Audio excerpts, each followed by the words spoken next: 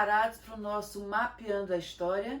E vamos lá com introdução ao pensamento histórico, né? O que é história, o que faz a história, quem primeiro pensou a história. E sabemos que história é a ciência que estuda o homem no tempo. E veja, história como narrativa do passado, ou seja, o que eu falo sobre os tempos passados, o que eu falo da minha avó, dos meus bisavós, da minha sociedade, sempre existiu. E sempre foi um lugar de disputa, um lugar de poder, porque nós sempre estivemos muito preocupados com a forma como as pessoas iriam lembrar de nós no futuro, porque isso ia pautar a nossa imagem, se fomos heróis ou vilões, bons ou maus. E esse tipo de história, essa história como narrativa do passado, narrou a história dos grandes reis. Aquela história em que muitas vezes o rei, o agente histórico, estava muito pertinho do historiador, induzindo o que ele ia escrever, induzindo, encaminhando aquela narrativa histórica, né?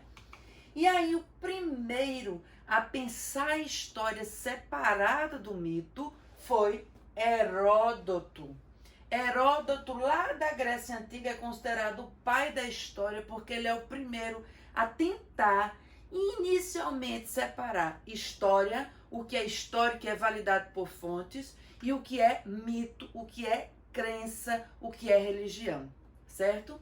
Mas só no século XIX, com a escola positivista, é que nós vamos ter história como uma ciência, um ramo específico do conhecimento.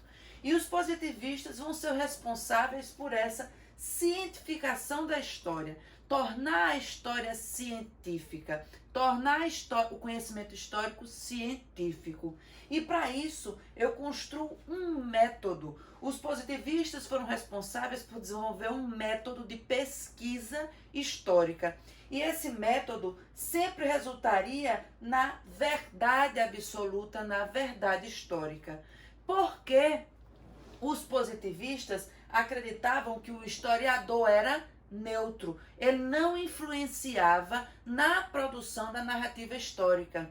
Então, diante das mesmas fontes, independente de qual seja o historiador, em que tempo ele esteja, em que sociedade, qual sua condição social, nós chegaríamos sempre à mesma verdade absoluta, ok? E nós só acreditamos na escola positivista em fontes escritas e oficiais, porque eu acho que elas são mais confiáveis, menos passíveis de fraude, certo?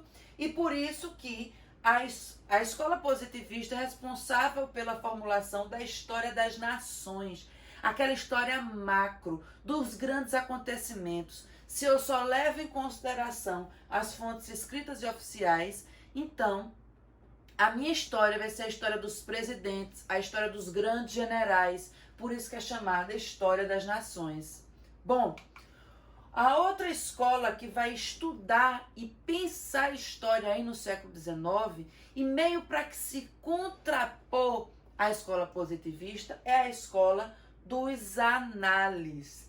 A principal contribuição deles é a diversificação das fontes históricas, porque os integrantes da escola de análise vão se inquietar com o problema criado pela história dos positivistas, aquela história macro, que despreza outros agentes históricos mais simples e relativos a uma história micro, certo? E aí, a escola de análise vai diversificar as fontes históricas e vai relativizar a noção de verdade absoluta, porque os historiadores de análise já vão compreender que o historiador sim influencia na produção da história. Em última instância, o historiador é um homem do seu tempo e vai ser influenciado pelo seu tempo, pelas noções e pelas preocupações do seu tempo. Vai procurar no passado as respostas para as preocupações do presente, né? E porque ele diversifica as fontes históricas e relativiza essa verdade absoluta, nós temos a chamada história total. Eu agora tenho acesso a muitas fontes históricas que vão enlarguecer o meu ponto de vista. Eu vou poder olhar a história pelos olhares e pelos pontos de vista de muitos outros agentes históricos, não só os oficiais, ok?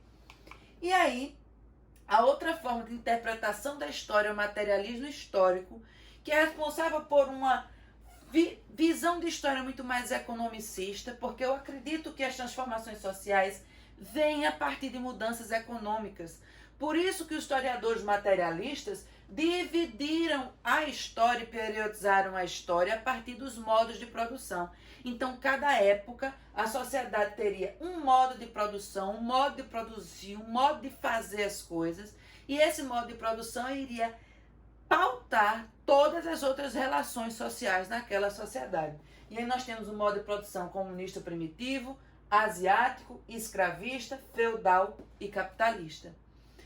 Os materialistas históricos acreditam que o motor da história é a luta de classes. É a luta de classes que faz esses modos de produção se modificarem e, consequentemente, a história andar.